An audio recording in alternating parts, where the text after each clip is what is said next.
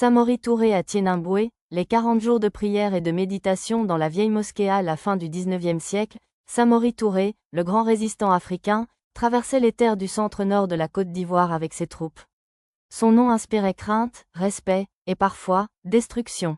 Un jour, alors qu'il arrive dans un village situé à 8 km de Tienamboué, il envisage d'y faire ce qu'il a souvent fait ailleurs, frapper pour asseoir son autorité. Mais les habitants lui répondent calmement, ce n'est qu'un campement. Le vrai village, avec sa mosquée, est à 8 km d'ici. Intrigué, Samori prend la direction indiquée.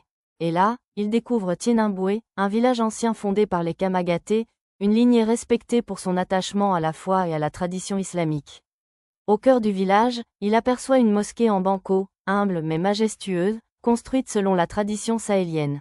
À cette époque déjà, cette mosquée était ancienne, mais aujourd'hui, en 2025, elle a plus de 400 ans d'existence. Construite au XVIIe siècle par les anciens du peuple Koro et les premiers Kamagaté, elle fait partie des plus anciennes mosquées encore debout dans le pays. Face à ce lieu sacré, Samori Touré dépose ses armes. Il entre dans la mosquée et décide d'y passer 40 jours. 40 jours de prière et de méditation. 40 jours de silence. 40 jours de paix. Durant tout ce temps, aucun habitant n'est touché. Aucune case n'est brûlée. Aucune violence n'est exercée. Quand il repart, Samori Touré laisse Tienamboué intact, honoré et marqué à jamais par cet acte exceptionnel.